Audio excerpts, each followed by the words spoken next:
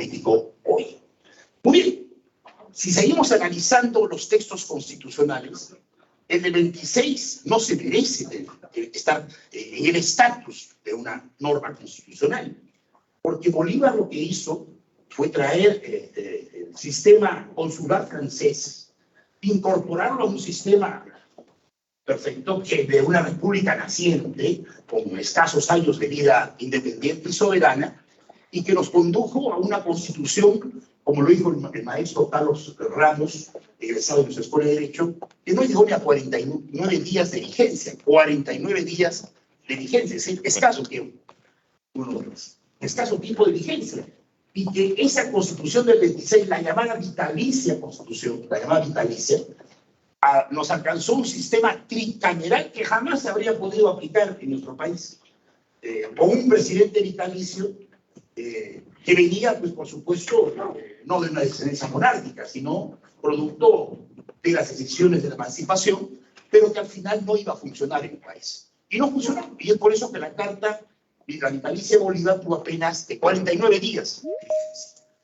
La Constitución, pero que no vino de un debate constituyente, pero que sí vino de un debate patriótico, cívico, ideológico y de una concepción republicana, fue la del 28, que muy bien, entiendo, Mario Arce, calificado historiador y profesor de nuestra Escuela de Ciencia Política, va a diseñarla y explicarla con el detalle histórico.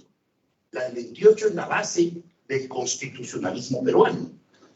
Apostó por un sistema presidencial, no bajo la usanza fina y pura norteamericana, no, porque al final habló ya de ministros, y en el sistema presidencial no hay ministros. Así es la cosa concreta, no hay ministros en el sistema presidencial.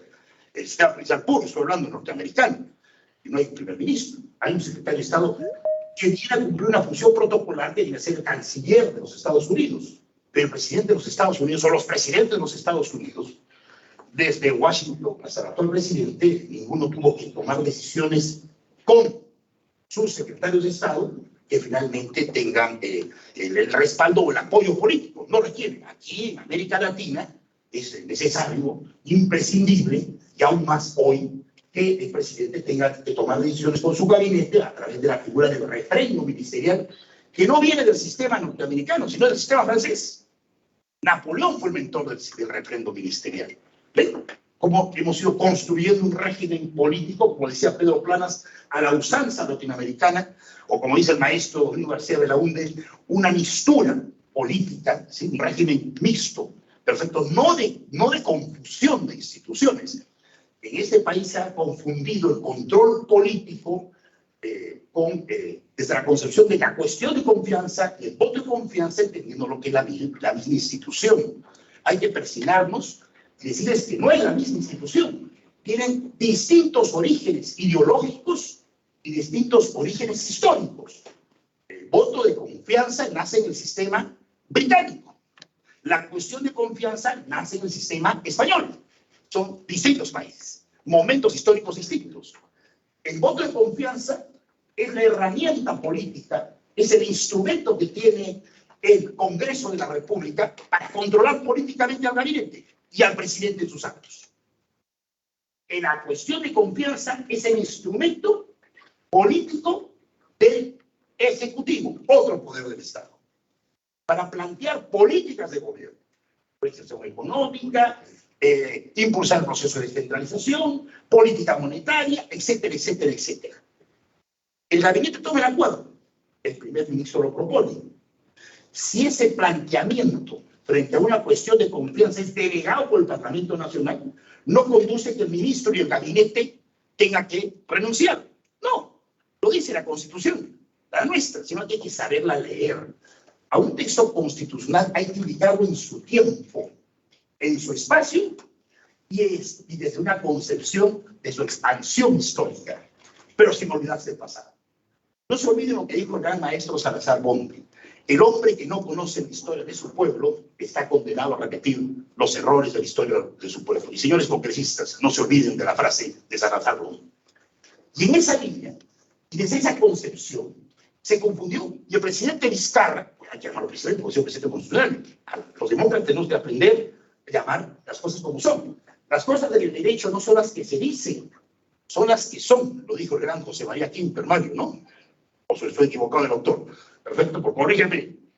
Mario es el hijo predilecto de la historia arequipeña, ¿no es cierto? Entonces, por eso siempre quiero, para verlo, y si hay alguna corrección de detalle histórico, prefiero que él defienda. Muy bien. Y en esa línea de cosas, no podemos confundir el voto de confianza y cuestión de confianza que ha traído tanto perjuicio a la patria y tantos problemas de pérdida de tiempo. ¿Perfecto? Y inconvenientes de gobernabilidad, de gobernanza, de estabilidad, que vienen a ser los pilares de una política de un gobierno, que eso sí debían debatirlo como una cuestión de confianza, pero no el voto de confianza. ¿Sí? ¿De dónde hemos traído? Y les salen las constituciones, uno del sistema español y otro del sistema británico. Entonces no podemos decir que el sistema de gobierno peruano es un sistema, un presidencialismo puro o un parlamentario puro. No. En el sistema británico no hay división de poderes. El Parlamento gobierna. No se olviden que el primer ministro es miembro del Parlamento. Y cuando tiene que redactar la nómina de sus miembros del gabinete, se lo lleva la reina. ¿Perfecto? Que ya cumplió 70 años en la corona. Y le dice, reina, exprese su conformidad. Y es donde ella extiende el voto de ¿qué? De investidura, mal llamado en el Perú. La investidura no es cuando el ministro va al gabinete, al Congreso, a exponer, el gabinete va a exponer al Congreso su plan de gobierno a los 30 días de haber asumido funciones. No. ¿Quién lo ha investido como ministro? El presidente, no el Congreso. Recuerden que ha habido ministros en este gobierno que creo que llegan a los 70. Perfecto, es Palines, pero Palines negativo, no va a ser Palines de aplausos, que no han llegado ni a las horas de ministros. ¿Perfecto? Ni a las horas de ministros. Y hay otros que no han llegado al Congreso a exponer su plan de gobierno. Este señor, no me acuerdo el nombre del congresista, Valer, con todo respeto, ¿no? Hay que llamarlo siempre con todo respeto a todos. ¿También estás de acuerdo, no? ¿Correcto? Muy bien. En esa línea, no podemos confundir las instituciones.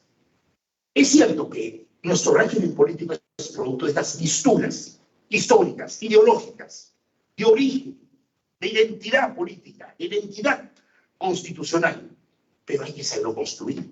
Y es por eso que la Carta del 28 se convierte en el instrumento histórico, rector, elemental, formativo del constitucionalismo peruano. Ahí se habló de bicameralidad. ¿Cuál carta no habló de bicameralidad en el siglo XVIII? La que tuvo una efímera vida, la de 1867. Que rigió entre agosto del 67 hasta el 6 de enero del 68. Punto. Ni 6 meses. Y se retomó la vigencia de la Constitución, la más de las longevas que ha tenido y que creo que no va a ser superada. La del 60, que tuvo 59 días y 6 meses de vigencia. Pero también ya apostó por la bicameralidad. Y el otro texto es este, el de 93. Y yo se lo digo con todo respeto y aprecio. Cuando se impulsó la fórmula unicameral, era para supuestamente resolver los problemas de la clase política peruana, para mejorar los niveles de capacitación, de actualización, de especialización. Es decir, de que el parlamentario esté acreditado para administrar 2 tareas, legislativa y fiscalizadora. Por el mayor aprecio, señores congresistas y señoritas, creo que la unicameralidad no ha resuelto, no ha sido la panacea para mejorar la clase política del Perú. El bicameralismo sí, el último Senado, el de abril de 1992. Un señor Senado. Por su composición, por su representatividad. ¿Y quiénes lo integraron? Valle Riestra, Borea, Abel Salinas, Manuel Ulloa, Sánchez, Bustamante de la UNE, Prado, Díez Canseco, Bernández. Señores senadores, con madurez política, con un tránsito adecuado en la vida de los partidos políticos, que hoy no hay. Hoy no los hay. Lamentablemente no los hay. Porque no tienen un horizonte ni ideológico, ni menos tienen una estructura doctrinaria. Y esos son los partidos políticos, doctor Zapallo, ellos saben perfectamente que es la concepción, perfecto, natural de un partido político. Sin doctrina, sin ideología, es como que esta universidad no tenga ni misión ni visión. La tenemos, por eso tenemos ya 60 años. La tenemos. Entonces, A ello hay que ir. Y la bicameralidad, a mi opinión, fortalece al sistema político peruano. No es un asunto de presupuesto, porque nos van a decir, vamos a tener que gastar en 40, 50 senadores, en sus asesores, y bueno, por favor, no hay que medir la representatividad por soles más o soles menos. La representatividad no se mide desde una concepción material, presupuestal, financiera. La representatividad se mide por los resultados. Un bicameralismo que nos lleve a un estatus, a un tema de civismo, de patriotismo, de rango histórico.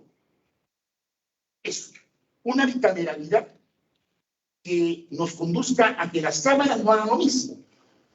Claro, por su función tienen que legislar y por su naturaleza tienen que fiscalizar, pero hay que separar, como decimos los arquitectos, la paja del trigo. Ejemplo, un Senado que se encargue de elegir a los magistrados del tribunal, al defensor del pueblo, a los directores del Banco Central de Reserva, al superintendente de banca y al Contralor General de la República. Un Senado que apruebe leyes orgánicas y la ley de desarrollo constitucional, que hay que saberlas distinguir, y que el profesor Víctor García Toma, en uno de sus últimos textos, Poder Legislativo y Poder Ejecutivo, lo hace con bastante pedagogía jurídica. Las leyes orgánicas organizan, estructuran y ponen en funcionamiento los órganos autónomos que la Constitución les otorga ese título. Pero recuerden que no todas las instituciones tutelares que aparecen en la Constitución están dotadas de un carácter que se denomina autonomía. Ejemplo, las Fuerzas Armadas y las Fuerzas Policiales no están dotadas. Una depende del Ministerio de Defensa y otra depende del Ministerio del Interior. Pero el Banco Central sí, la Defensoría, el Tribunal, la Junta Nacional de Justicia, etcétera, etcétera. Y así requieren de una ley orgánica para organizar, estructurar los poderes del Estado. La ley de desarrollo constitucional, perfecto, no son leyes orgánicas. Y hay una confusión. Porque la ley de desarrollo constitucional, ¿qué implementa? Mandatos constitucionales, la descentralización. Eso es un proceso. Es una ley de desarrollo, no es una ley orgánica. La ley de los partidos políticos. Perfecto. El Código Procesal Constitucional no es nuevo. ¿Por qué no tiene nada de nuevo? Tiene apenas 20 artículos que han sido modificados. Hay que quedarse con el código que redactó la comisión que presidió Domingo García de la UNI, que le integró Francisco Iguren, Samuel Abad, Jorge Lanos y otros calificados profesores de Derecho. Esas son las leyes de desarrollo constitucional que se les debería encargar al Senado. Que el Senado se ocupe de impulsar el proceso de descentralización. Hasta ahí es suficiente. Y la Cámara de Diputados, la Cámara joven, la Cámara de los Comunes a la inglesa, o la Cámara de Representantes bajo la usanza norteamericana, que se ocupe de los grandes problemas de las provincias y de los departamentos. Creo que tiene bastante trabajo para hacer. En esa concepción, apostemos por la bicameralidad para mejorar la calidad parlamentaria. Yo escuché alguna vez a dos grandes amigos. Aquito Borea, que fue un gran senador, a los 78 años llegó a ser senador, y otro calificado profesor, como es Víctor García Toma. Y me dijeron, si volveríamos a la bicameralidad, yo volvería a postular, me dijo Borea. Y Víctor García dijo, yo también iría al Senado. Pero creo que ahora ustedes deben defenderlo, deben elegirlo defensor del pueblo. Gracias por su atención.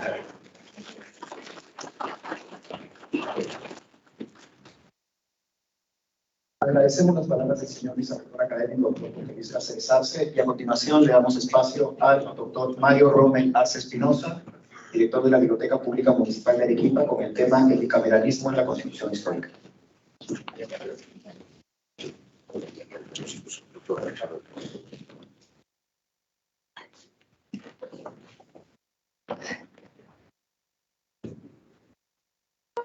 Buenos días con todos los presentes.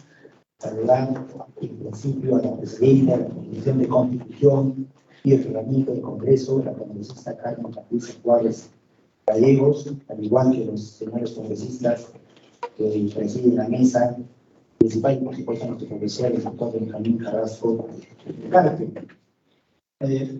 Bueno, este es un tema de extrema especialidad, es invitado para hablar un poco de historia, pero creo que el doctor Jorge Cáceres Arce, con la sapiencia que le caracteriza, ha hecho ya un esbozo pues, bastante documentado acerca de la historia del Senado en el siglo XIX y XX. No había pensado hablar acerca de la importancia que tiene este tipo de espacios. No voy a hacer, como anunció nuestro amigo Jorge Cáceres Arce, una historia pormenorizada sobre los orígenes del Senado en el Perú. Sabemos que hemos tenido constituciones políticas desde 1828, llamada la madre de las constituciones, como bien lo dijo el doctor Jorge Cáceres Arce, citando a Manuel Vicente Villarán. Es una constitución modelo que sirvió de antecedente a las que le siguieron, y que algunas constituciones, como la fundacional de 1823, fue de carácter unicameral, como también la de 1867, con excepción de la Constitución de 1826, llamada paradójicamente la Constitución vitalicia, porque duró poco tiempo, y que integró 4 cuerpos dentro del Congreso, ¿no? Uno de ellos, los tribunos. Lo que yo quería reflexionar en presencia de tan distinguidos invitados y por supuesto que nos acompañan también dentro del claustro universitario, es sobre los orígenes, ¿no? Sobre los orígenes griegos y latinos. Yo creo que la esencia de todas las instituciones se remontan a estas épocas. Y creo que los clásicos son autores que permanentemente debieran motivarnos a releer la historia del pasado y sobre todo del presente. En ese sentido, me gustaría mencionar, citando a un historiador de derecho llamado Alan Watson, que proponía una teoría acerca de los trasplantes jurídicos para sostener que la mayoría de sistemas legales en el mundo habían tomado como antecedente, como base, ¿no?, la cultura jurídica romana, fundamentalmente. Todos los países del orbe han tomado como antecedente la cultura jurídica romana.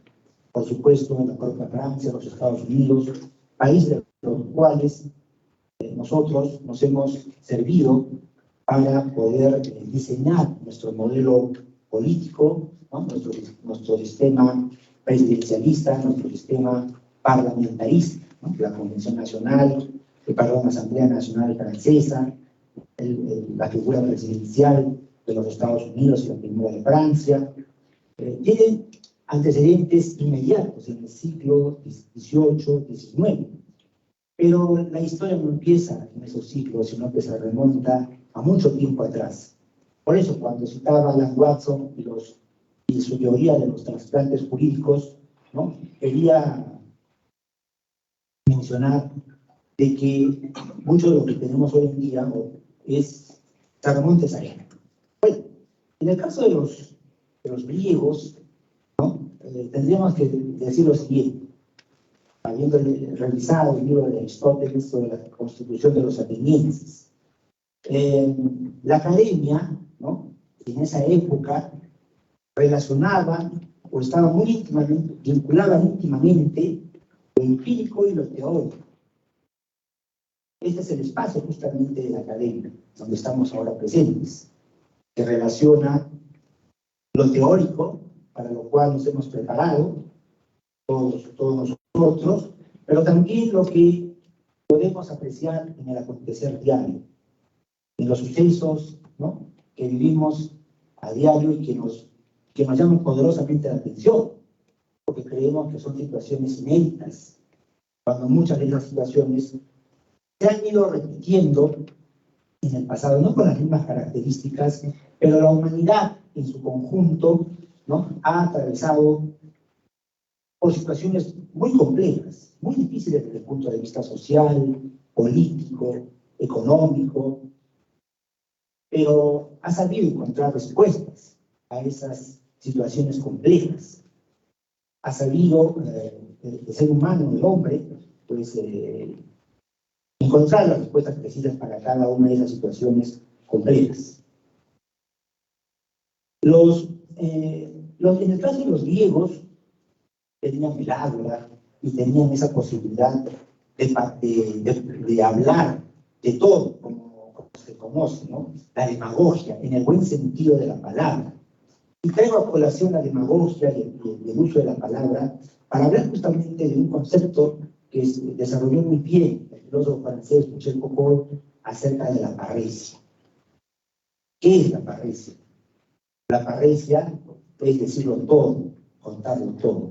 Ese atributo que tenía el ciudadano para poder expresarse dentro de la ciudad-estado. Era una prerrogativa que no todos tenían fuera de la ciudad-estado o que podían perder si perdían la condición de ciudadanos. La parresia se constituye en ese gran componente, ¿no? Liberal que aparece luego en el siglo XVIII y que los ilustrados franceses invocan para sí, ¿no? Para defender la libertad de expresión, la libertad de prensa, y que entre nosotros se pone de manifiesto con la proclamación de la independencia como una fecha simbólica, puesto que antes sabemos que existía la censura, existía pues el Index Librorum Prohibitorum, es un tema mucho más amplio, el hecho de que no había la libertad total para poder hablar. Eso es un paso muy importante en las sociedades de América Latina en particular y de nuestro país. La introducción de la imprenta, la politización en el siglo XIX, la participación ciudadana, ustedes me dirán, en el siglo XIX, por supuesto, a través de los movimientos cívicos donde se canalizaba la opinión pública, ¿no? Que es uno de los grandes legados del siglo XVIII de la Revolución Francesa, la opinión pública, que viene a ser la doxa, ¿no? La opinión pública popular, la episteme, la opinión pública, la opinión ilustrada, la opinión pública ilustrada, ¿no? Tanto una como la otra resultan siendo fundamentales en la configuración de los nuevos estados en el siglo XIX. La palabra, la parresia, se constituye en ese gran elemento, ¿no? Para configurar las nuevas sociedades. Y esto ya lo dijo un destacado jurista de origen arequipeño llamado Mariano H. Cornejo. En un artículo publicado en el almanaque del diario El Comercio en 1897, decía una cosa muy interesante que yo leí con bastante entusiasmo. Decía que el siglo XIX en el Perú había sido, y en toda América Latina, había sido el ciclo de la palabra, y que esa palabra se había manifestado en el Congreso, por ejemplo, ¿no? En este espacio en el cual los congresistas pues, han debatido el diseño de las constituciones políticas y también han ejercido la representación popular. Los medios de comunicación de la época, que eran los periódicos, han sido, y otros, han sido los impresos en el siglo XIX, por ejemplo, que abundaron sobremanera, ¿no? Había lo que se conoce como un fenómeno de polinización. Las personas que venían del antiguo régimen, pues no habían tenido la posibilidad de poder expresar, ¿no? Y de poder, su pensamiento abiertamente, de poder opinar. Fíjense esa esencia que un día tal vez a nosotros no nos llama poderosamente la atención, porque lo tenemos como un derecho más, ¿no? Tenemos derecho a opinar, ¿no? ¿Quién va a decir lo contrario? Pero creo que ese derecho a opinar, esa parresia, esa palabra, esos conceptos y definiciones que se van construyendo en el siglo XIX, a cargo justamente de los juristas, ¿no? Que tienen el capital jurídico, el capital de conceptos, como diría Pierre Bourdieu, ¿no? Y que han ido diseñando el Estado peruano a partir justamente de esos conceptos. Si hablamos de conceptos y palabras, tendríamos que mencionar que después de jurada la independencia se ponen en el debate palabras como la libertad, la soberanía, la patria, conceptos que hasta la fecha, ¿no? Representación, democracia, república, conceptos que hasta la fecha siguen siendo materia de debate, de política. Esto que para los griegos la parresia tenía un significado muy profundo, para nosotros lo sigue teniendo en el siglo XIX, según declaraba el propio Mariano H. Corneille. La palabra, ¿no? El siglo de la palabra, para referirse justamente a esta forma de poder construir las civilizaciones, como diría un historiador del derecho francés, Pierre Legan, ¿no? Las palabras construyen civilizaciones. ¿Y dónde es que se pone en manifiesto también la palabra? En los oradores parlamentarios. La oratoria. La oratoria, acaba de mencionar Jorge Cáceres Zafra, ¿no? Ha mencionado grandes senadores, grandes oradores parlamentarios. Mario Corrado Garteche, Javier de Belaunte, en fin, muchos parlamentarios que han pasado por el Congreso de la República. Y son ellos, ¿no? En esos espacios los que haciendo uso de la palabra, pues han ido inspirando o motivando el espíritu cívico también de nuestro país. Es en el Congreso de la República, históricamente hablando, donde se ha concebido el Estado peruano. Es una gran responsabilidad y ahora solo recae en un sistema unicameral.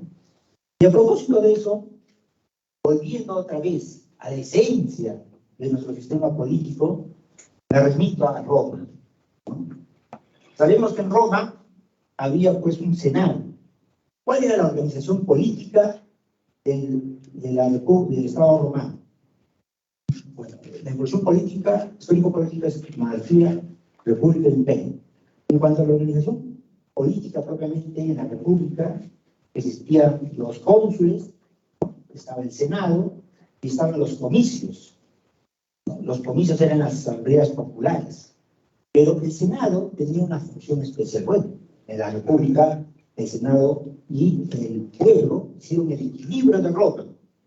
Senatus populis romanus, Senado del pueblo romano. Pero para ser senador, ¿quiénes integraban ese Senado? En la época monárquica, los patres, los patricios, ¿no? Los descendientes, los fundadores de Roma, según la leyenda de 753 a.C.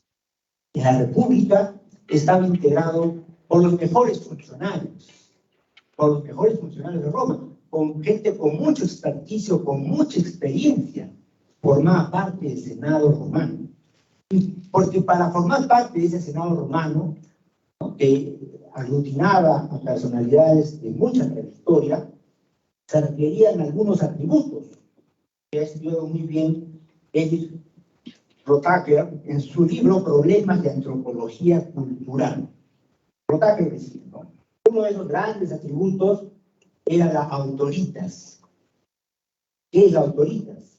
Significa lo estable, lo que confiere estabilidad, la opinión auténtica, la paz, la vigencia, el influjo. Eso era la autoritas que debían tener los senadores romanos. Los senadores romanos, sus opiniones, sus decisiones no tenían carácter popular. Sin embargo, eran un órgano de consulta, pero sus decisiones, sus opiniones tenían mucho peso político y eran ampliamente respetadas por todas las autoridades, por los magistrados, porque ese Senado estaba integrado por gente muy capaz, por funcionarios, ¿no? Se dicen funcionarios de mucha trayectoria. Aquellos que habían seguramente tenido un cursus honor, como se decía en Roma, una carrera de honores, ¿no? Que históricamente, en nuestro caso también, han llegado al Senado figuras como Luis Alberto Sánchez, por ejemplo, ¿no? En un caso de un gran senador que tenía una carrera de honores, rector de San Marcos, erudito, autor de obras, político, fundador del Partido Aprista Peruano, ¿no? O sea, en un político de mucha trayectoria. Su palabra era autoridad, tenía mucho peso, era muy respetado entre los propios apristas, ¿no? A quienes consideraban después de la muerte de Víctor Raúl de la Torre como una especie de padre, ¿no? Grupo político. Pero no solamente está de por medio la autoritas, que es lo que significa lo estable, ¿no? La opinión auténtica, sino también tenía los atributos de las gravitas y las dignitas, ¿no? La gravitas es la gravedad. Era un atributo también de los príncipes, la gravitas.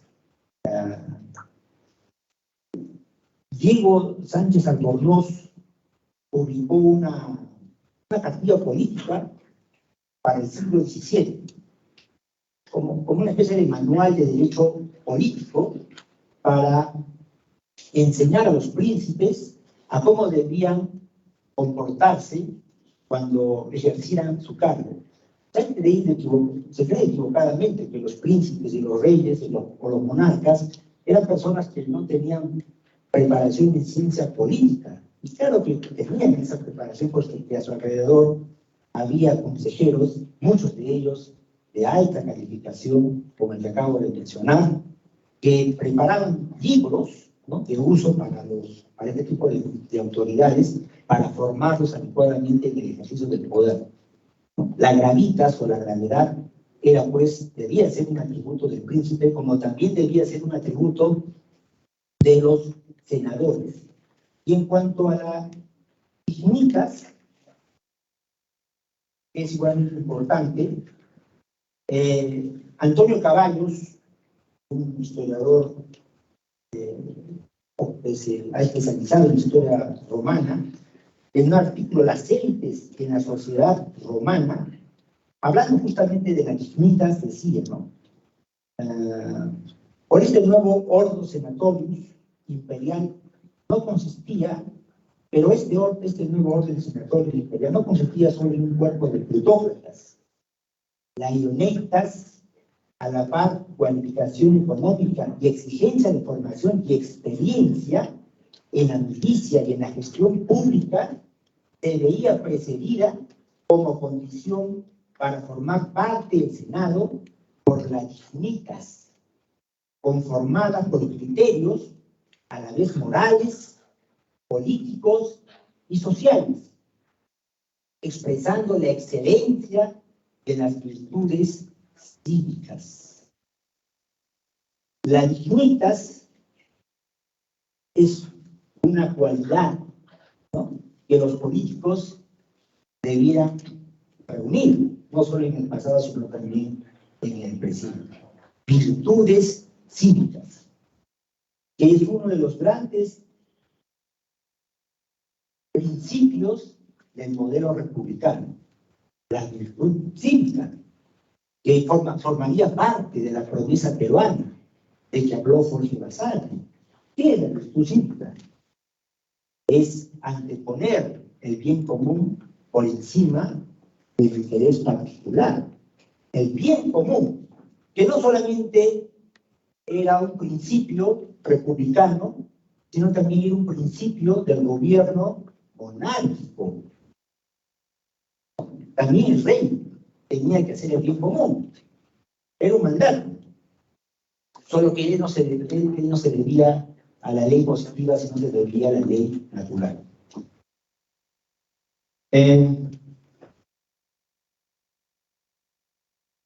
Hemos dicho que este Senado tuvo vigencia durante el periodo republicano en Roma. Y aquí quiero hacer una reflexión en presencia de todos ustedes. En un interesante libro recientemente publicado de Edward Watts, titulado República Moral, se reflexiona sobre la caída de la República Romana. ¿Por qué cayó la República Romana? Y sobrevino el imperio, el absolutismo, la tiranía en Roma. Justamente porque no se priorizó el bien común. Roma se vio sumergida en una lucha intestina por los apetitos de poder de los grupos de interés, grupos políticos, grupos partidarios, intereses personales. Esa fue la razón por la cual cayó la República Romana. Y Watts justamente reflexionaba sobre eso.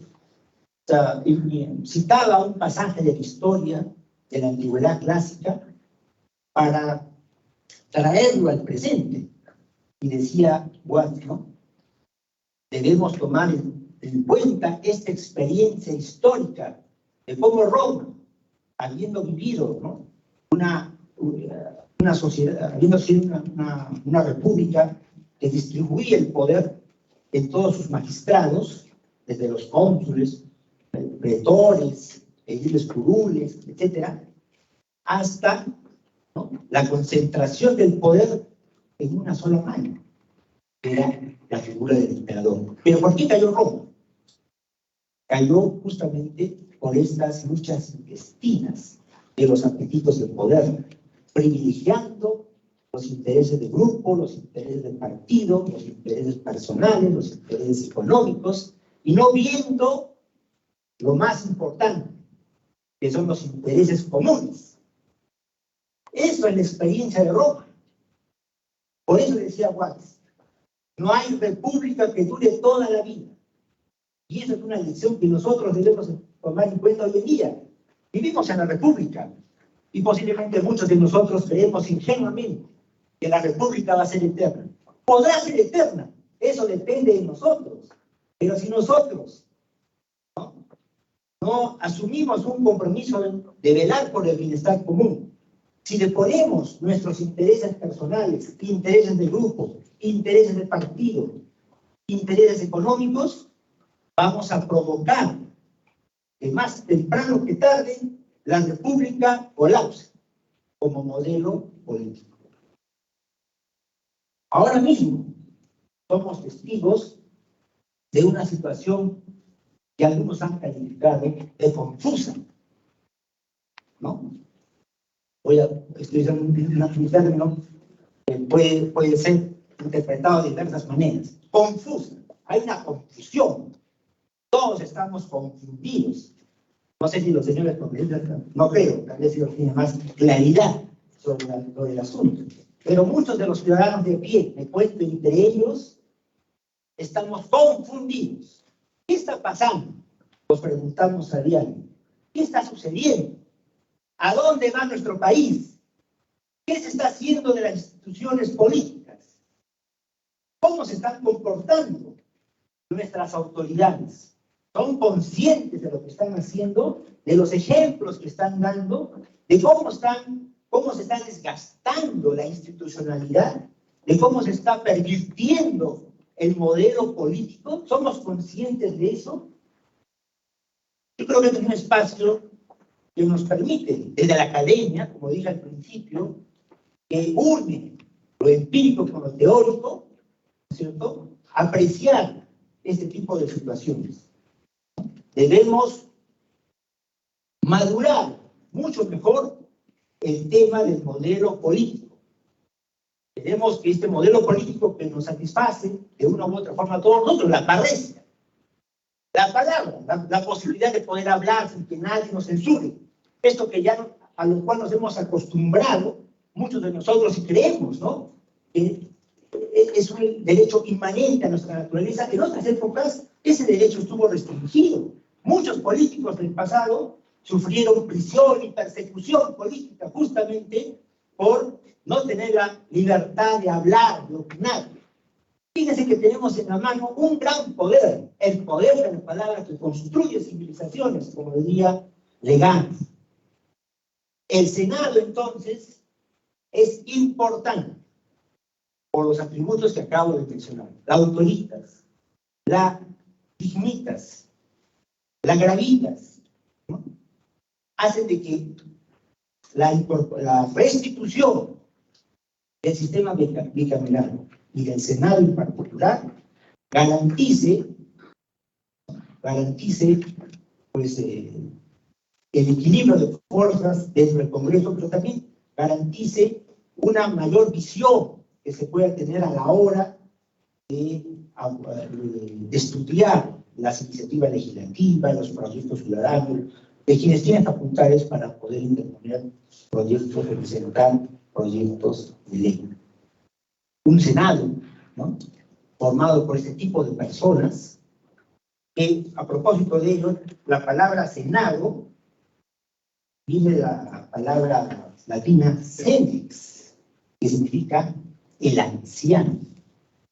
No porque el Senado vaya a estar conformado por ancianos, ¿no?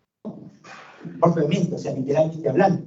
Puede ser, ¿no? Luis Alberto Sánchez estuvo en el Senado hasta los años, hasta el 92, si no me equivoco, ¿no? Creo que estuvo ahí hasta el año 92. Tenía 92 años, además. Pero hablamos de ancianos en el mejor sentido de la palabra. En el sabio. En el sabio. ¿Quién es el sabio? La República de Sabios. Los sabios está compuesto de los académicos, de los que forman parte de la universidad, de los autores, de quienes publican obras, de quienes hacen estudios. Esos son los sabios. Así, Christopher, Charlie, historiador francés contemporáneo. Desarrollo mucho este tema de la República de Sabios.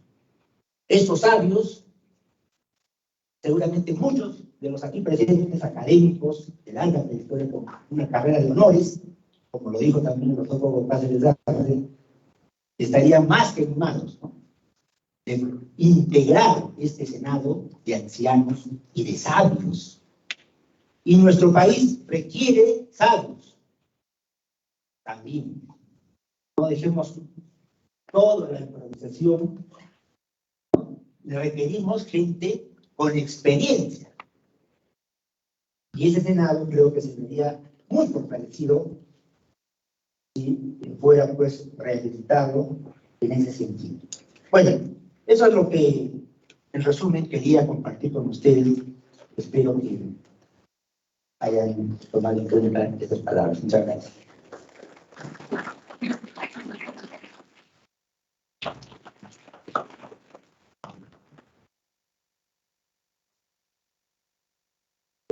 Agradecemos la exposición del doctor Mario Rommel Arce Espinosa, y antes de la siguiente exposición damos la bienvenida a los congresistas Eduardo Castillo Rivas y Lisa Chapón Trujillo. Y a continuación tenemos la exposición del doctor Benjamín Carrasco de Carpio, que va a hablar sobre la bicameralidad y la composición de las cámaras. Adelante, doctor.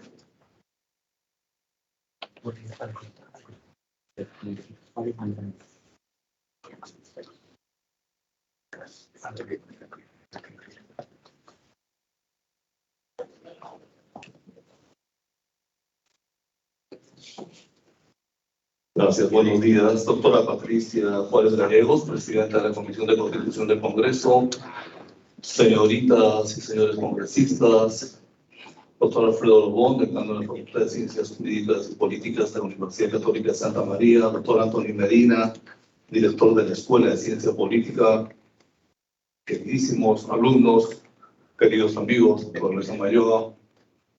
Bueno, escuchado uno tiene una idea de hacer un discurso cuando te dicen vamos a reunirnos con la Comisión de Constitución del Congreso para ver el retorno a la bicameralidad, y de repente tú podrías hablar del tema de la conformación del Senado. Entonces, claro, todos tenemos una idea de lo que es el Senado, y luego cuando uno viene al evento, escucha la presentación de la doctora Juárez, que habla de la necesidad de la existencia de un consenso mayoritario entre los especialistas sobre la necesidad de volver al sistema bicameral, consenso que creo que todos los presentes compartimos, también somos parte de ese consenso. No creo que entre los aquí presentes haya alguien que piense que no es necesario volver a la bicameralidad. Luego escuchamos al doctor Arce, que es el Jorge Luis Cáceres Arce, que es un amplio relato histórico, y el doctor Mario Rommel, que hace referencia a Grecia, a Roma, a los diferentes modelos, a las conformaciones. Entonces el discurso que uno tiene se altera y deriva en lo que se llama una progresión temática, tema rema, es decir, tomar ideas escuchadas, aparentemente inconexas, que aportan a la parresia que decía Mario, y que bueno, espero que concluyan con una propuesta un poco extravagante, quizás para ustedes, pero que surge de la experiencia de lo visual. Comienzo por algo que ha resaltado Mario sobre la caída del Imperio Romano, que dice que cayó en un suspiro por el fin de la República Romana Y recordaba los temas de la justificación del Estado que desarrolla ampliamente Heller. La justificación del Estado para la mayoría de la gente es un tema de orden. O sea, el Estado, si salimos a la calle, se justifica porque, bueno, pone cierto orden, ¿no? En las calles hay un sistema, una organización política. Pero son muy pocas las personas, entre las que debemos contar nosotros, que vemos la justificación del Estado desde una perspectiva ética, moral. Y esa perspectiva ética de justificación del Estado solo se puede dar a través de la justicia. Y la justicia en el sentido jurídico y en su acepción más amplia, la limpiado, da la constante y perpetua voluntad de dar a cada quien lo que le corresponde. Es más simple, es una expresión sencilla, que sin embargo creo yo está en la raíz de todos los problemas de viabilidad del Estado peruano que bien ha reseñado Mario, y que él dice nos causan asombro. Estamos desconcertados, estamos confundidos, y nos permiten inevitablemente pensar en los últimos años de nuestra vida política, como en los 90 estuvimos a punto de ser un Estado fallido, y hoy el índice de fragilidad de los Estados cada día nos coloca en una situación peor. En un reciente informe del Banco Mundial, como que muchos lo conocen, señala como la principal amenaza para la existencia del Estado peruano es la inestabilidad política. Ahora, las cosas no surgen por arte de vivirlo, que no surgen como hongos, no hay generación espontánea en esto. Y lo que vemos hoy día es una consecuencia de una deslegitimación permanente de las instituciones en el Perú. La pugna por el poder, que también vuelvo a citar a Mario, esa pérdida del bienestar común, del sentido de justicia, y esa trastocación de los valores por la permanencia en el poder y el acrecentamiento del poder, ha llevado a que desde los 90 o antes, seguramente, las instituciones han sido deslegitimadas. Son muy chicos, muy jóvenes los participantes, pero los mayores recordaremos cómo el discurso político predominante en los 90 era contra los partidos tradicionales y contra un legislativo que obstruía la lucha contra el terrorismo y las reformas económicas. Bueno, aceptamos eso, lo vimos así cuando Fujimori da el golpe, mayoritariamente la población lo legitima, lo acepta, porque entonces había una fuerte campaña de propaganda. Y la propaganda tiene efectos muy fuertes. Cuando uno piensa en cómo la culta Alemania, la cultísima Alemania, mucho más instruida que nosotros, cayó en la locura en los 40 de mandar a sus hijos de 12 años al frente de batalla para defender a un loco, a un gorate como Hitler. Dice, ¿cómo es eso posible en Alemania? ¿Cómo fue posible? Y bueno, fue posible por la propaganda de Goebbels, porque la propaganda cala muy hondo.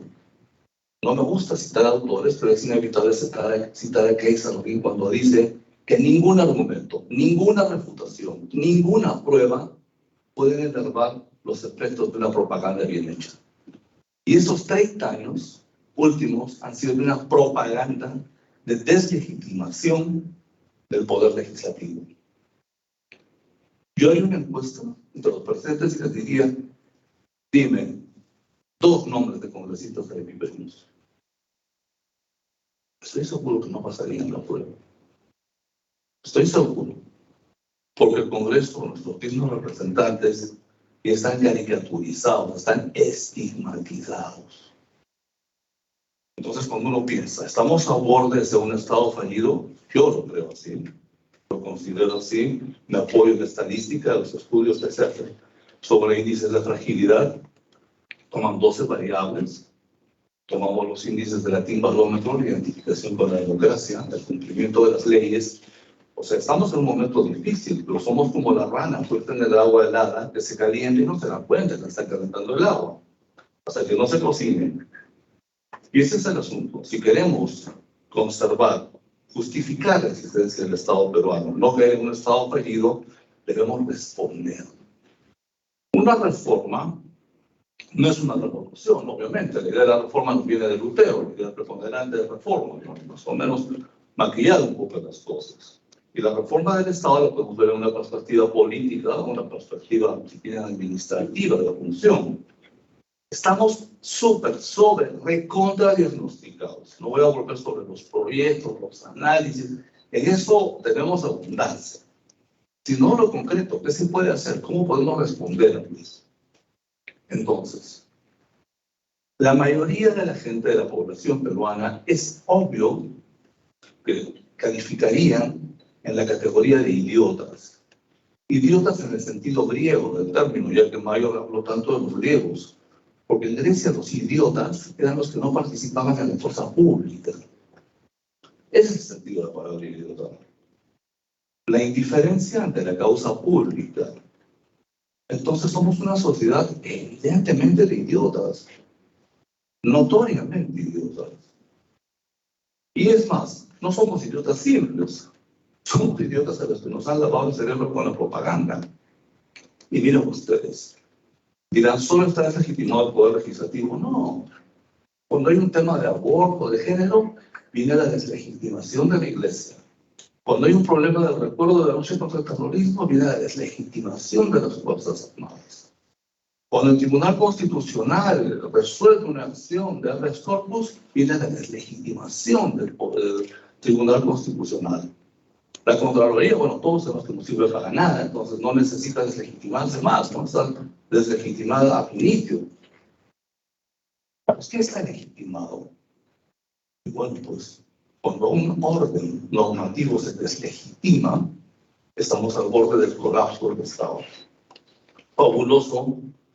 En Arequipa queremos independizarnos y que colapse el Estado peruano, pues nos quedaremos solos, ¿no?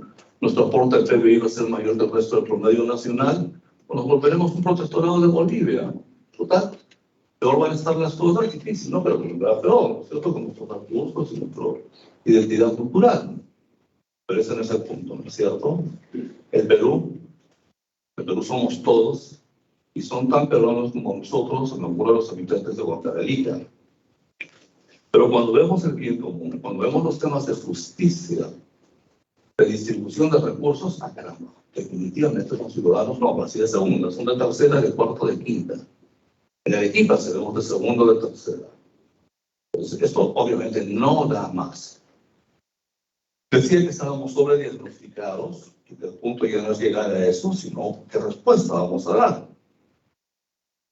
Y la historia nos acredita 12 constituciones, 3 constituciones que se fueron por el tema unicameral, todavía con dudas, porque alguna hablaba de un sistema especial, no recuerdo cuál de ellas. Pero bueno, el asunto es, ¿para qué una Cámara Alta? ¿Para qué un Senado? Llámenlo como quieran. El asunto es que necesitamos representación. Una ciudad colapsa cuando no se sienta representada, cuando nuestros representantes no nos representan, no sabemos su nombre. Entonces, ¿qué siente la gente? No hay representación, no hay forma de canalizar las demandas, no hay forma de gestionar políticas públicas. Entonces, ¿tenemos un problema de representación? Claramente tenemos un problema de representación. ¿Vamos a resolverlo repitiendo fórmulas pasadas? Definitivamente no, la frase de Einstein todos la conocen. No esperes obtener resultados distintos haciendo lo mismo. Por eso discrepo con la idea de Mario Rommel y de quienes consideran que el Senado de antes era algo, no, todo tiempo pasado fue mejor. Figuras reflexivas, nobles, grandes oradores. Sí, tienes razón, Mario, tienes razón todos. ¿Y por qué éramos el desastre del país que éramos? Con tremendo sabia. Porque éramos un desastre, ¿no es cierto? Éramos peor que ahora. Entonces, si por sus frutos los conoceréis, bueno, ese Senado, esas fórmulas de que no funcionaban. Ahora la técnica, el diseño institucional apunta en modelos de representación, el instituto nominal, el único, la representación poblacional, la representación territorial. Y también se ha hablado mucho, y creo que es un punto a destacar, de nuestro constitucionalismo, que siempre ha sido derivado, no ha sido originario, siempre copiando ideas desde el origen de la República, las ideas liberales de Europa, el constitucionalismo español, el sinsentido absoluto para mí de haber copiado la institución del ombudsman, del defensor del pueblo. Se lo digo siempre a los alumnos. Suecia, la sociedad perfecta en que vayan en bicicleta. En esa sociedad, los suecos, en que el Estado funciona como un reloj, dijeron, no, a veces en la administración se porta mal. Nombremos un defensor del pueblo. Y ese defensor del pueblo, el ombudsman, es una persona impecable, no es un político. Es reconocido por tibios y troyanos. Institución sueca, y nombre del ombudsman, y gran institución de defensor del pueblo. Nosotros, siempre copiando, con un complejo cultural, un complejo de planteamiento cultural, porque tenemos ese complejo, traemos el ombudsman, nuestro defensor del pueblo, que en paz descanse, en momentos tan críticos para la República, termina usando la Defensoría del Pueblo como una palanca política para lanzarse de candidato y arrastra en su loca aventura a todos sus adjuntos regionales. Defensor del Pueblo, claro que sí, pero con un modelo propio, con ese mestizaje. Somos un pueblo mestizo. Siempre escuchamos que el que no tiene de inga tiene de mandinga. Somos un crisol de todas las razas. Y la Constitución, no me gusta citar autores, pero tengo que volver a hacerlo, como dice Haberle, la Constitución debe entenderse como cultura. Como cultura, somos una cultura. Entonces creo yo que la necesidad de una Cámara de mejorar la representación es urgente. Se nos va en eso la viabilidad del Estado.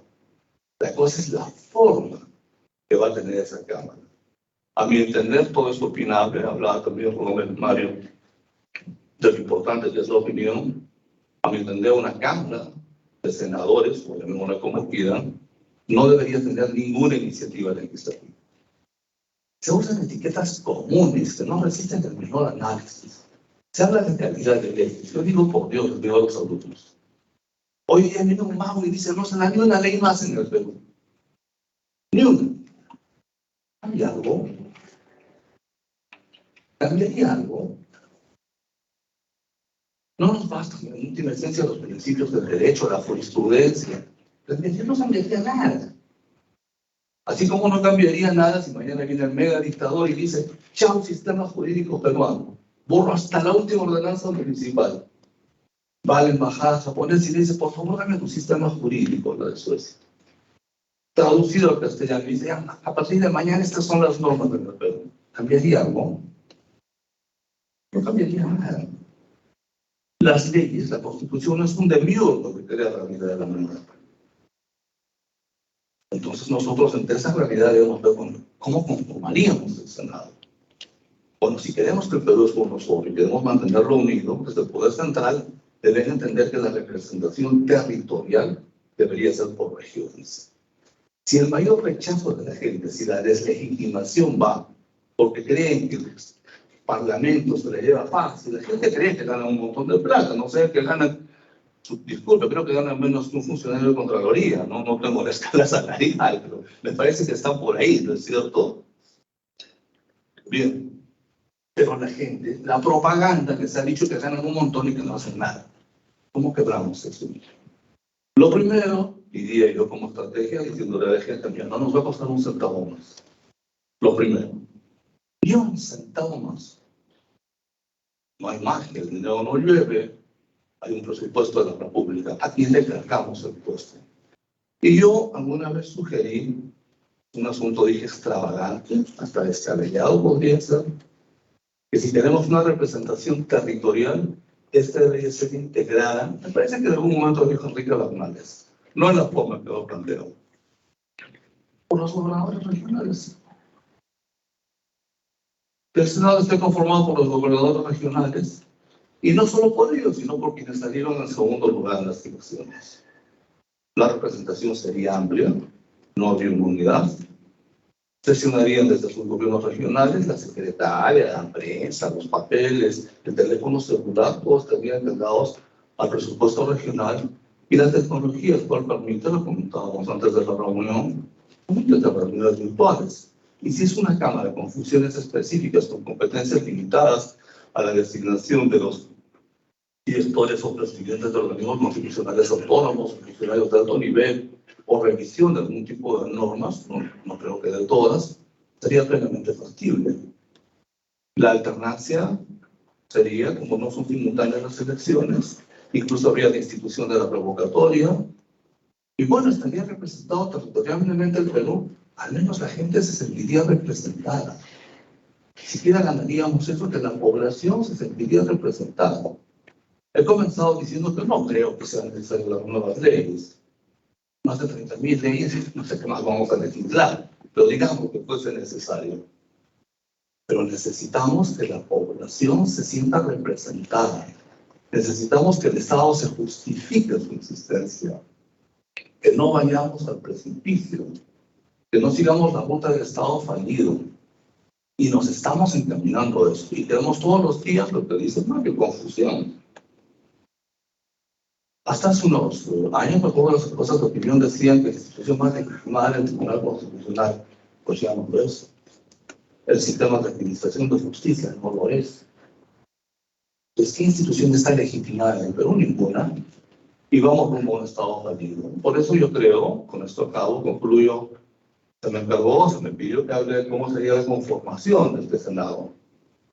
Yo creo que repitiendo las fórmulas ya transitadas y pasadas, y que evidentemente no dieron resultados, no vamos a conseguir mucho. Creo que deberíamos avanzar poco a poco. Primero conseguir un consenso mayoritario. No creo que habría mucho rechazo entre la población si se dijera que ese Senado va a ser conformado de esa manera. Y luego quizás como estrategia, en una forma, y acomodando un poco la carga. Pero tenemos que mejorar la representación. Para disculpar la franqueza, decir que no nos sentimos representados por el Congreso, pero es un lugar común, ¿no es cierto? Y si nosotros desde la academia lo decimos y lo vemos así, imagínense en lo que antes llamaban el pueblo llano. Muchas gracias.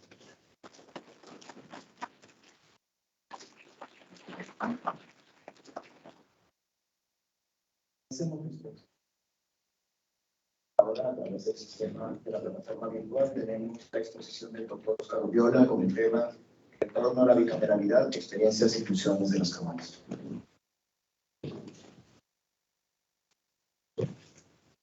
Muy buenos días. Un saludo muy especial a la congresista Patricia Juárez, de la Comisión de Constitución y Reglamento del Congreso de la República, así como a los señores congresistas que visitan hoy nuestra alma mater, la Universidad Católica de Santa María. Igualmente un saludo muy especial a los doctores Luis Cáceres Arce, el doctor Marco Rome Arce y al doctor Fermín Carrasco del Carpio, que han pedido uso la palabra con interesantes exposiciones sobre el tema que nos convoca. Y también un saludo muy especial a todos los alumnos y asistentes a esta importante conferencia. Me parece un acierto de la presidenta de la Comisión de Constitución de abrir hacia la academia el debate que no puede quedar encerrado en las cuatro paredes de la Comisión de Constitución y Reglamento del Congreso de la República, como en anteriores congresos se ha acostumbrado. Las debilidades que presenta el sistema unicameral obligan a necesariamente abrir el debate no solo hacia la academia, sino también hacia la población. Y creo que es un buen inicio. Y qué bueno que este inicio sea en una universidad de prestigio con más de 60 años y sobre todo en la ciudad de Arequipa, que siempre ha sido considerada como la zona de la felicidad por los valores de ilustres personajes que han contribuido a la formación y al fortalecimiento del sistema democrático en nuestro país.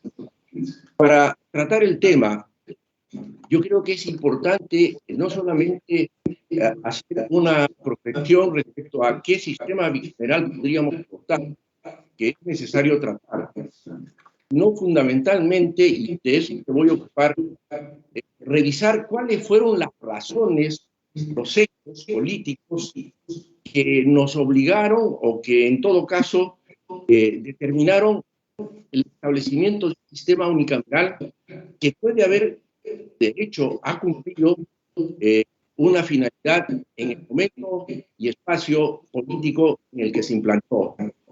Es muy importante revisar cómo es que el Perú, con una tradición bicameral desde sus inicios, aun cuando la Constitución de 1823 era bicameral, pero un Senado que en realidad funcionaba más como Consejo de Estado, más que como Cámara Legisladora. Sin embargo, las experiencias de las anteriores constituciones han llevado siempre a un sistema bicameral con las constituciones de la Constitución de 1967 y la de 1993, que es la que nos ocupa. Quiero revisar precisamente el escenario en el que se toma la decisión de ir al sistema unicameral. Y digo no solamente como estudioso de esta situación, sino como protagonista directo con la experiencia de haber desempeñado el mandato que me dio el pueblo de Arequipa para representar al departamento de Arequipa como diputado por Arequipa en la última Cámara de Diputados que obtuvo el sistema bicameral, con la presidencia de otro ilustre arequipeño, el doctor Bobby Ramírez del Villar, Roberto Ramírez del Villar, y cuando yo desempeñé el cargo de primer secretario de la Cámara de Diputados, en ese entonces, en abril de 1990. Hay que tener presente que el gobierno del señor Fujimori inició un gobierno con una representación parlamentaria en la Cámara de Diputados y en la Cámara de Senadores, que lamentablemente no eran un efectivo apoyo para implantar un gobierno que no fue el suyo en la campaña electoral de 1990. Recordarán que el señor Fujimori planteó un plan de gobierno totalmente contrario al de su contendor, el señor Mario Vargas Llosa, que planteaba una economía liberal con una economía social de mercado, y para el señor Fujimori era muy difícil implementar este sistema con una representación que en realidad era una representación muy pobre en cuanto a calidad, porque hay que tener en cuenta que el señor Fujimori, cuando postuló en esas elecciones, su pretensión era llegar a ser senador, y como la legislación de la Constitución del 79 le permitía postular al mismo tiempo como senador y para presidente de la República, lo hizo y tuvo la suerte de ser elegido presidente de la República casi sin esperarlo. Pero él estuvo huérfano de una representación eficiente que lo acompañara en lo que después, y me parece a mí que fue una virtud del señor Fujimori en ese entonces, cambiar totalmente lo que él había contradicho en la campaña respecto a las propuestas del señor Mario Vargas Llosa, e implementó más tarde precisamente una economía liberal a través de la Constitución de 93. Pero él llegó al convencimiento de que eso no lo podía hacer bajo una oposición y con una bancada de su propio partido que no le ayudaba. Y entonces toma la decisión de disolver el Congreso bajo una campaña publicitaria que yo la he vivido y con una serie de argumentos que no correspondían a la verdad. Una de las situaciones que se argumentaba era la ineficiencia del Congreso. Y claro está, el Congreso, que estaba constituido por dos cámaras, la Cámara de Senadores y la Cámara de Diputados, era un sistema prácticamente de cámaras gemelas, donde las dos eran colegisladoras y que entraban en competencia en materia legislativa. Y en algunos aspectos de fiscalización y de aspectos políticos incluso se duplicaban. Por ejemplo, los ministros tenían que asistir para lo que era, lo que después se ha identificado como la investidura, tenían que concurrir por separado a ambas cámaras, lo cual lo hace asimilar a un sistema bicameral de cámaras gemelas. En fin, ese sistema bicameral tenía el defecto de ser cámaras prácticamente gemelas que competían en el aspecto legislativo e incluso en el aspecto de fiscalización. Recordarán que respecto a fiscalización habían comisiones investigadoras en el Senado y comisiones investigadoras en diputados. Y esa situación realmente dificultaba y entraba en prácticamente una competencia entre las dos cámaras que dificultaba el logro de objetivos comunes para un Congreso que debería más bien armonizar estas funciones.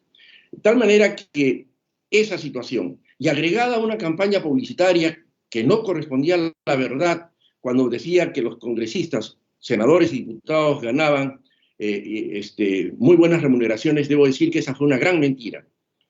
Un diputado y un senador tenían la misma remuneración y esto equivalía a $1.000 mensuales, que al tipo de cambio en ese entonces en moneda nacional significaba 1.200 soles, de los cuales 120 era el sueldo básico, 120 soles. Y quiero que me escuchen bien, 120 soles.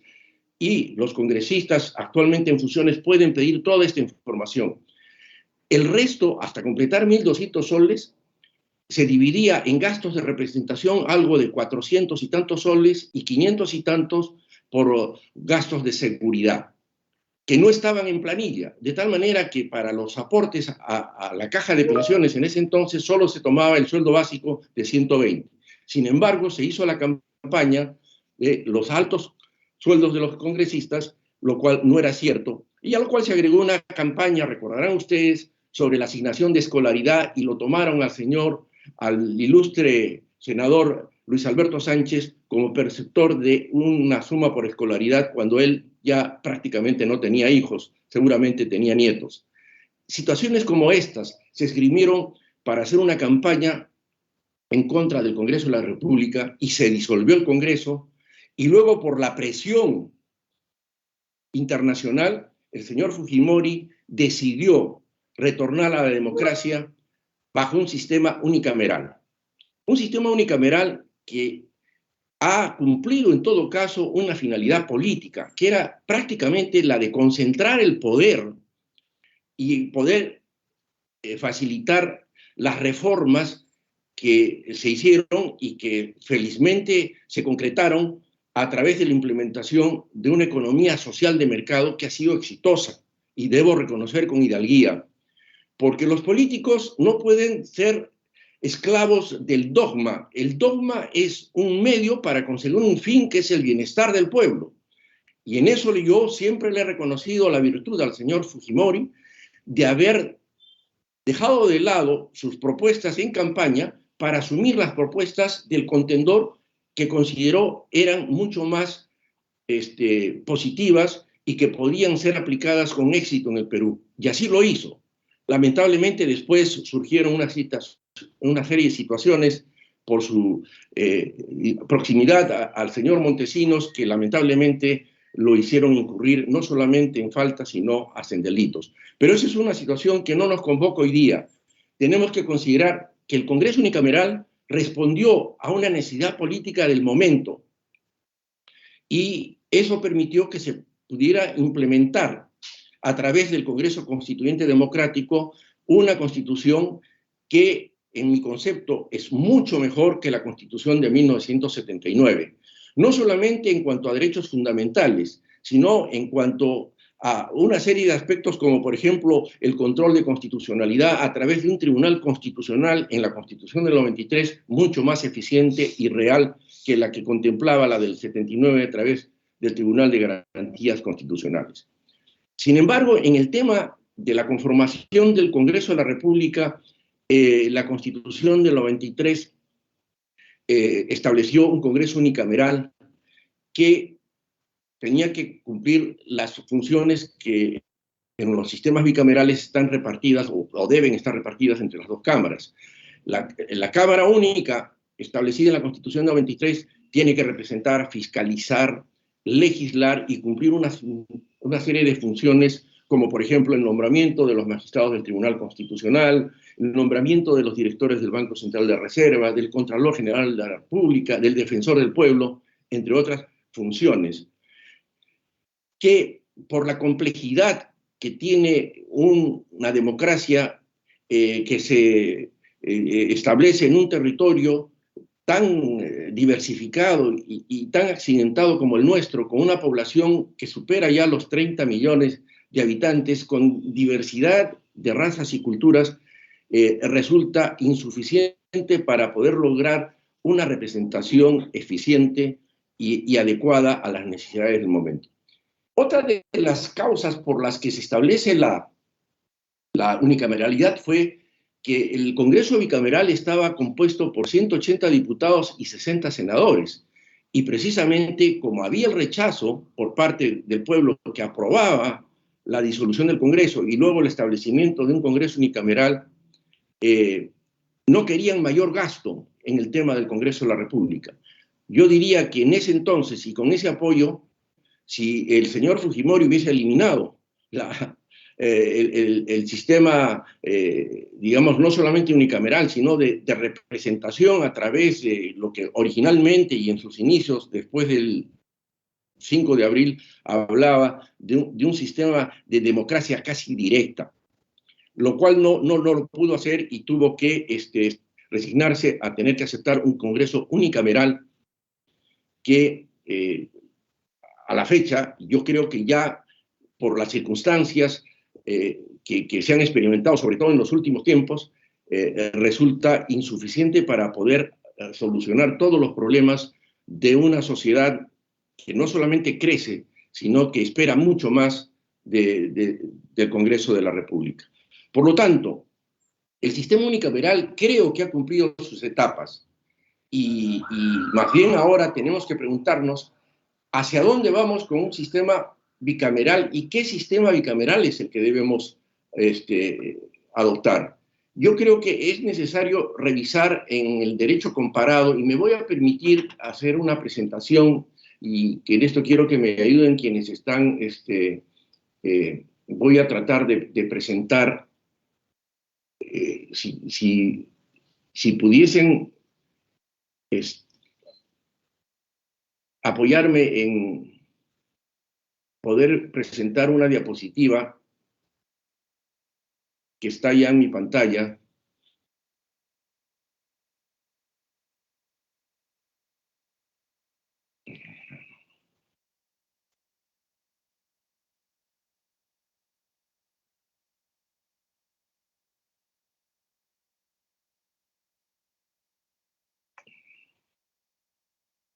Bueno, me parece que no se va a poder, pero en todo caso, yo quería expresar que los modelos de bicameralidad pueden variar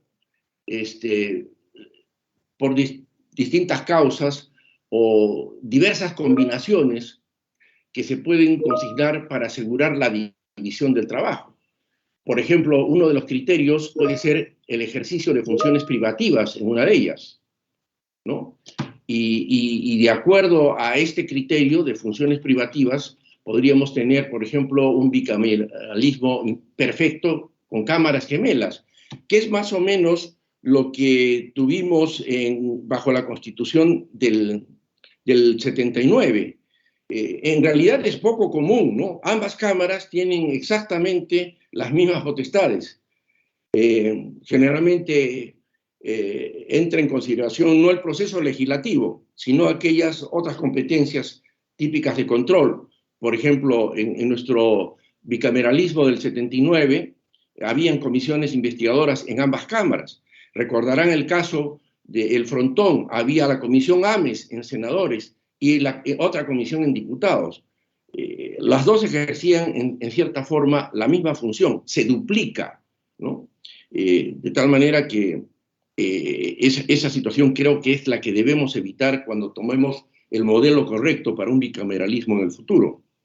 Por otro lado, por las competencias privativas de tus cámaras, también hay que tener en cuenta que hay un bicameralismo imperfecto con preponderancia de una cámara. Ya en estos casos, las cámaras tienen funciones comunes, exclusivas o privativas de una de ellas, lo cual no determina pues su preponderancia general respecto a la otra, sino que es simplemente una asignación de tareas que limita la preponderancia a la atribución combinada. Doctor Urriola, podemos compartir, me parece, en este momento. ¿Está ya? A ver, sí, en este momento. Está como moderador. Él puede compartir. Usted puede compartir. A ver, voy a ver. Con el botón de la ficha hacia arriba. Es el que se comparte. Acá está al lado de Samir. A ver, entonces voy a...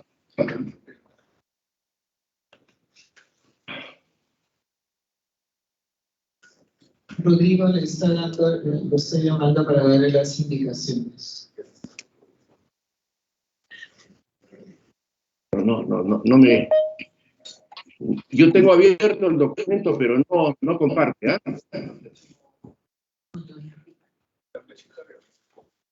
Con la flecha hacia arriba. Con la flecha hacia arriba, doctor Uriol. Sí, ahí está. Está. Pero no comparte, ¿no? Y tengo abierto el documento, ¿no? A ver, vamos a ver si está abriendo. Si gusta que lo envíen, que lo envíen. Lo puede enviar por WhatsApp también, pero bueno. ¿Cómo?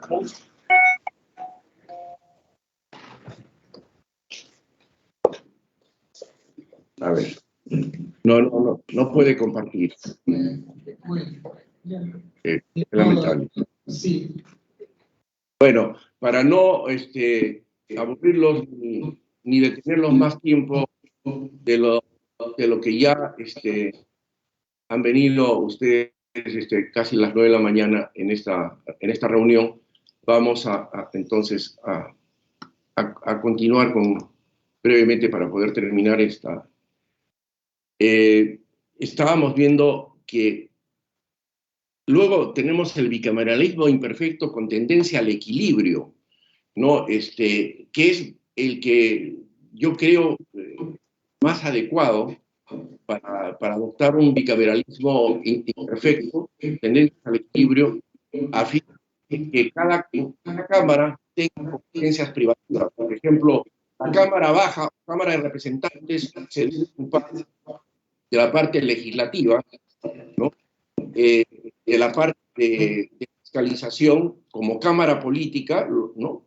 Que generalmente es muy propio de la Cámara Baja, donde el día a día resulta tener prácticamente una válvula de escape a fin de que las tensiones políticas que se presentan en una sociedad tengan una válvula de escape o de liberalización que no afecte al sistema democrático en su conjunto.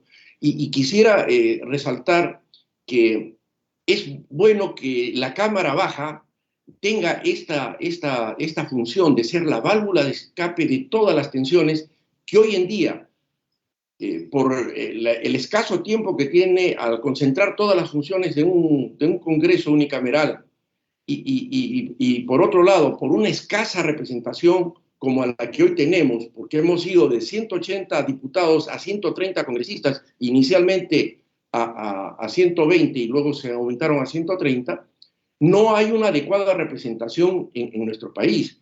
Y permítanme decirles, lamentablemente lo tenía en la presentación, el nivel de representación con la Constitución de 1979 era de 144.166 habitantes por diputado. Estamos hablando solo de la Cámara Baja, que es la Cámara que tiene una representación en función a la población. En cambio, la de 1993, que es Congreso Unicameral, la representación se fue, es decir, la relación habitantes-congresistas se fue a 230.769 habitantes, que resulta ser la representación más pobre, no solamente en América, sino respecto a muchos otros países. Puedo citar como ejemplo Portugal, que es un país pequeño en comparación al Perú, que solo tiene 92.389 metros cuadrados, tiene una relación habitante-representante de 41.702. Para acercarnos más a nuestra realidad, Ecuador, que tiene 121 diputados, con 275.830 kilómetros cuadrados de territorio, con una población de 11.700.000 y una densidad de 42.4 habitantes por kilómetro cuadrado, tiene una relación habitante-representante de 96.694 habitantes por diputado. El Perú tiene 130 congresistas, un territorio de 1.285.215 kilómetros cuadrados, población de 30 millones y que va a más, ¿no? Una densidad poblacional de 23.34 habitantes por kilómetro cuadrado, y tiene una relación de habitantes congresistas de 230.769. Escasa representación.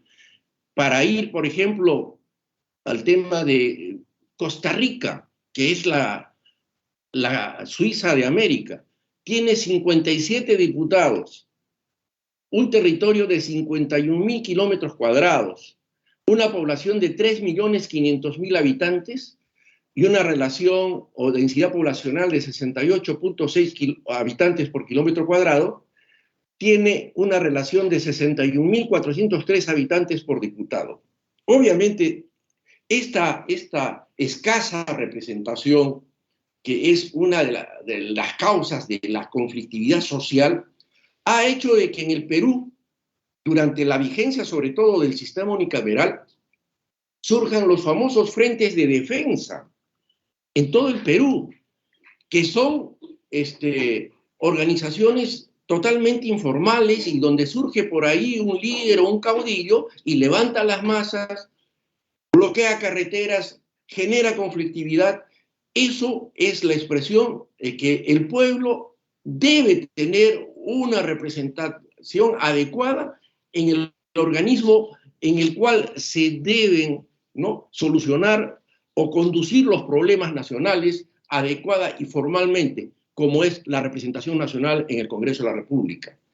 Es por eso que, dejando de lado los temas de carácter económico, que fue una de las razones por las cuales se cambió el sistema bicameral por el unicameral, por los altos sueldos de los diputados y senadores, que, como ya les he dicho, fue una gran mentira, solo se ganaban 1.200 soles, ¿no? Se rebajó la representación de 180 diputados a 100 en el Congreso Constituyente Democrático y 120 ya en el Congreso unicameral, y ahora 130. El tema va más bien por la optimización de un Congreso que ahora, con los adelantos tecnológicos, creo que necesita una reorganización para eliminar tanto personal, reducir costos, pero sin perjudicar el tema de la representación nacional, que va de la mano también no solamente por el tema del número de congresistas o diputados que debe tener la Cámara Política, sino también el sistema de cómo dividimos el territorio para ir a sistemas de representación uninominal en circunscripciones electorales más pequeñas, que yo considero pueden ser las provincias, como era en sus orígenes la representación nacional.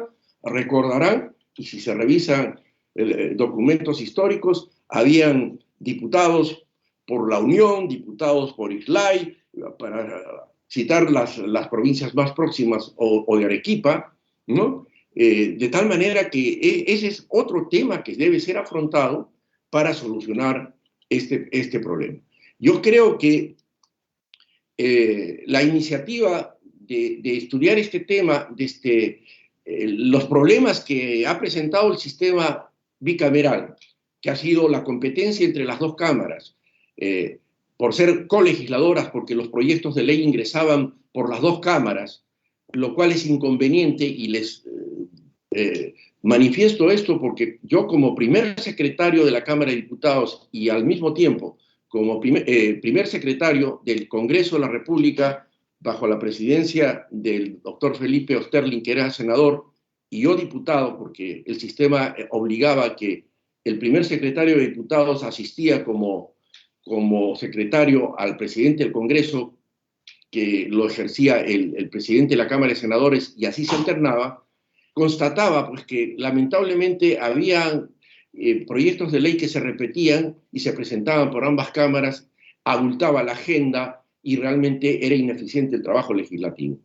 Creo que esos problemas hay que solucionarlos, y yo creo que esta iniciativa que ha tenido la Comisión de Constitución de empezar un debate académico nos va a permitir ir encontrando las causas y sobre todo, fundamentalmente, las soluciones para un mejor sistema bicameral que no solamente optimice el trabajo del Poder Legislativo, sino que responda a las expectativas de la población en cuanto a la necesidad de mejorar la representación y que el ciudadano sienta de que le puede pedir cuentas a sus representantes en la medida en que tenga una vinculación casi inmediata, reduciendo las circunscripciones electorales a unidades electorales uninominales y además un Senado que sea un Senado como Cámara Revisora, Cámara Reflexiva, con una representación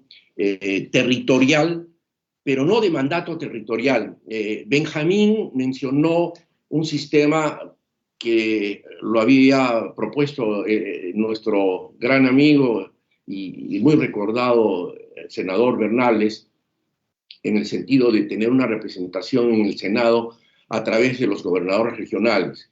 No comparto la idea porque eso en el derecho comparado corresponde a un sistema de representación de mandato territorial, cuando debe ser un sistema no de mandato territorial, sino de representación territorial. Es decir, la diferencia está entre este sistema de mandato territorial con el de representación territorial, en que el de mandato territorial van al Senado quienes ya están elegidos, pueden ser como gobernadores regionales, como ha mencionado Benjamín, o como otras autoridades que estando ya elegidas, podrían ser los alcaldes, no sé, ya con ese mandato concurren al Senado, pero eso no permite que sea el pueblo el que, digamos, pueda tomar una decisión. Yo creo que la representación del Senado, con mandato o no con mandato, sino con representación territorial en función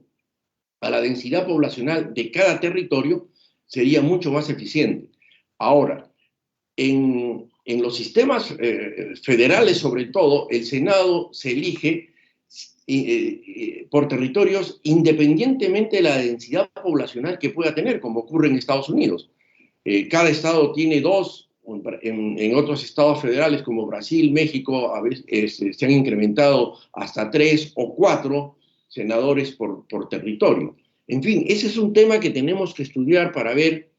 He visto los proyectos de reforma constitucional para el retorno a la bicameralidad, donde se ha propuesto elección para el Senado en distrito electoral único. Yo creo que me inclino más por la representación territorial en función a las regiones y con un número máximo entre 2 o 3 senadores por territorio. No sé, yo ocupado 25 minutos en esto y espero en todo caso haber dado algunas luces sobre esto que no se agota en esta oportunidad, sino que nos va a mantener alertas y creo que es un buen inicio de la Comisión de Constitución sobre este tema que ha sido no solamente un tabú, sino que ha sido un tema que no se ha querido tratar en los anteriores congresos porque siempre se ha actuado en función a si esto era popular o no. Yo creo que esta es una necesidad urgente de nuestro país, que felizmente hoy está cobrando el interés del Congreso de la República y esperamos que esta iniciativa de la Comisión de Constitución tenga eco en toda la representación nacional. Muchas gracias.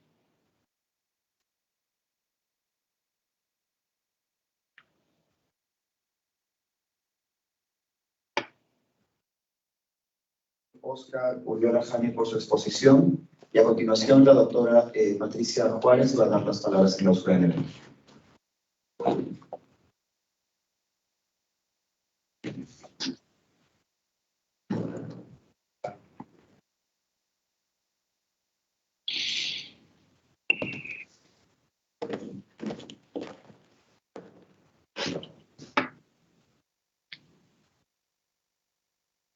Gracias.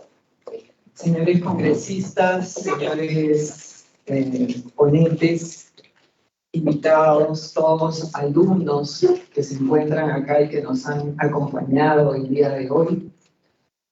Quiero agradecer en primer lugar a los expositores que nos han ilustrado con sus ponencias que reflejan realmente una altísima calidad en este centro de estudio que felicito. Y a todos los presentes también agradezco por haber asistido y participado en esta segunda audiencia descentralizada de la Comisión de Constitución y Reglamento del Congreso de la República. Quiero reiterar que desde la instalación de la comisión hemos considerado, citando a Víctor Andrés Belaúnde, que el Congreso debe ser el reflector de los sentimientos nacionales. Es por ello que hemos decidido viajar a las distintas regiones y recoger las opiniones de los académicos y de la sociedad en general sobre aquellos temas de especial trascendencia y de impacto nacional.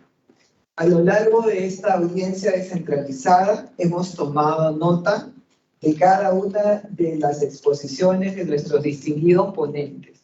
Hemos, por supuesto, asimilado y aceptado las críticas que de manera absolutamente respetuosa han podido realizar hacia la poca representatividad que efectivamente se tiene y que los ciudadanos en general perciben respecto a la representación nacional y al Congreso. Nosotros creemos que efectivamente, como bien lo ha dicho el doctor Arce, hay un tema de, digamos, de confusión que nosotros desde el Congreso también compartimos. Creemos que la situación en el país en general es de una deslegitimación total, un colapso, como lo ha señalado también el doctor Carrasco. Es cierto que efectivamente nosotros vemos que las instituciones no están funcionando. Creemos que existe realmente respecto al Congreso de la República también ese reflector en donde siempre se le considera como el principal problema en el país y el causante de toda la tragedia y el colapso de las instituciones que estamos viviendo en nuestro país. Nosotros asumimos esa responsabilidad, pero también creemos que como depositarios de la voluntad ciudadana nos toca hacer algo por nuestro país. Y efectivamente, por ejemplo, proponer la reforma política a partir de la tarea que está haciendo la Comisión de Constitución, de repente es solamente un pequeño avance que se podría hacer en lo que significa la recomposición de todas las instituciones en nuestro país. Pero creemos que nos corresponde hacerlo. Creemos que nosotros, si bien es cierto, no queremos tener, digamos, en nuestras manos o bajo nuestra responsabilidad el colapso total de la República, como bien lo ha señalado el doctor Arce, y de repente correspondería, como se ha analizado también, que nosotros vayamos a unas nuevas elecciones, a elecciones generales, y que el Congreso de la República pueda también deponer los intereses de 130 personas seguramente y también de grupos para ir a nuevas elecciones y lograr realmente tener en nuestro país una mejor calidad de gobernantes. Pero realmente esto se va a lograr si es que simplemente en este momento todos nosotros deponemos cualquier tipo digamos, de encargo que hayamos recibido de los ciudadanos y nos vayamos de repente en unos meses a unas nuevas elecciones. Creemos que no, porque finalmente lo que vamos a obtener es más de lo mismo. Entonces es necesario, por eso, esta tarea que hemos emprendido en el Congreso de la República a partir de las numerosas propuestas y proyectos de ley que han presentado un grupo de congresistas, son 7 proyectos de ley que se han presentado, por ejemplo, para el retorno de la bicameralidad. También se está planteando el reordenar los distritos electorales para que exista también una mejor representación, que los ciudadanos podamos realmente sentirnos representados por nuestras autoridades. Como bien lo explicaba el doctor Urriola, somos 130 representantes de 33 millones de personas. Por ejemplo, en Francia, ¿no? Existe entre Senado y la Cámara Baja 500 representantes para 66 millones de personas. Creemos que hay una crisis de representatividad y sí tenemos también que solucionar esto, no solamente la bicameralidad para lograr una mejor y una mayor calidad en las leyes que el Congreso debe dar a los ciudadanos, sino también tenemos que lograr superar esa crisis de representatividad que tenemos y que nos está agobiando y que creo que es una de las principales causas de los problemas que tenemos en este momento en el país. También estamos trabajando en la Comisión de Constitución. En este momento tenemos todo un equipo que está trabajando porque tenemos el reto de que en esta primera legislatura podamos terminar aprobando, que termine en julio, podamos terminar aprobando el retorno a la bicameralidad, también la posibilidad de reestructurar los distritos electorales, también la renovación por mitades del Congreso a partir de algunos proyectos de ley que han presentado congresistas de Avanza País, y también tenemos la posibilidad de la reelección de los congresistas, de los gobernadores regionales y de los alcaldes. Esto porque nosotros sí creemos que se debe de mejorar la calidad de quienes nos representan. Yo vengo del mundo municipal y he tenido la oportunidad de trabajar con brillantes, extraordinarios hombres, alcaldes, hombres y mujeres que han estado al servicio de los ciudadanos, de sus vecinos, y que no pueden finalmente reelegirse, que finalmente solamente es el 14% de autoridades que logran reelegirse, porque existe esta normativa de que no permite que estas autoridades que realmente tienen un servicio, dan un servicio al ciudadano, no puedan lograr hacerlo. Yo creo que debe existir la profesionalización de la tarea política, del quehacer político, no solamente a partir del Congreso de la República, sino también debemos de mejorar la calidad finalmente de quienes aspiran a ser gobernadores regionales y alcaldes regionales. Es por ello que es importante y gratificante la presencia de alumnos jóvenes en este centro de estudios, porque lo que se requiere es eso, que haya efectivamente ese recambio generacional que se requiere, pero también la posibilidad de que haya mejor y mayor calidad en las autoridades y en quienes nos representan desde el punto de vista político. Efectivamente, hemos hablado de los atributos del político. Creo que eso es uno de los temas de más carencia realmente en el Congreso de la República. Hay quienes hacemos un gran esfuerzo porque se pueda entender esa institución como una institución que no solamente, digamos, es el foro político por excelencia, sino también en donde podamos tener una alta calidad técnica en la dación de leyes. Lamentablemente nos encontramos con congresistas como, por ejemplo, los niños, que finalmente, frente a circunstancias como esas, o algunos congresistas que, por ejemplo, contratan a personas para trabajar en sus tareas propias o en sus campañas políticas, que lamentablemente lo que hacen es enlodar la imagen del Congreso, y que finalmente todos quienes estamos ahí tenemos que asumir las responsabilidades y las consecuencias de ello. Pero bueno, esa es nuestra tarea.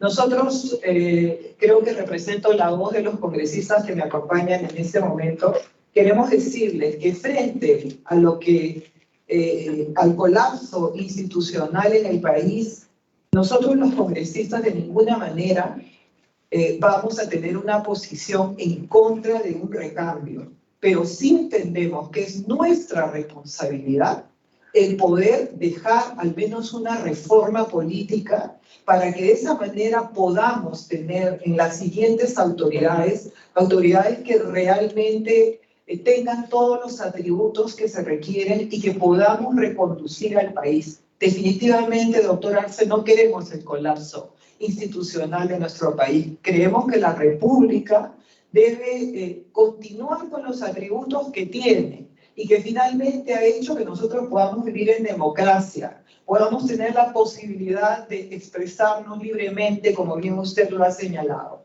Pero para eso necesitamos hacer esta tarea desde nuestra Comisión de Constitución, desde el Congreso de la República, para al menos haber contribuido con de repente un granito de arena en la reconducción y en la mejora institucional de nuestro país. Ese es nuestro compromiso.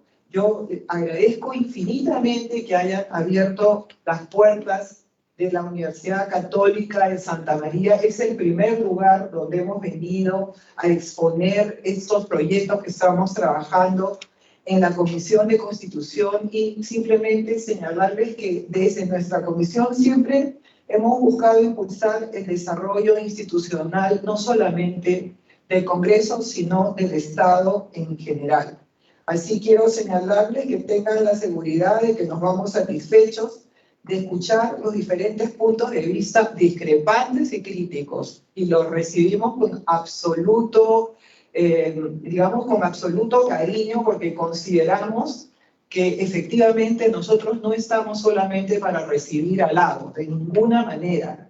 Nosotros queremos escuchar que efectivamente hay un descontento generalizado, pero también queremos explicar las razones y el trabajo que nosotros estamos haciendo, y este es un momento y un foro muy importante para ese intercambio de ideas y debate. Finalmente, quiero hacer un especial saludo a las autoridades de la Universidad Católica Santa María por la futura realización del 25º Congreso Iberoamericano de Derecho Constitucional, que reunirá a los mayores exponentes del constitucionalismo en la región. Les agradezco infinitamente a todos por su participación.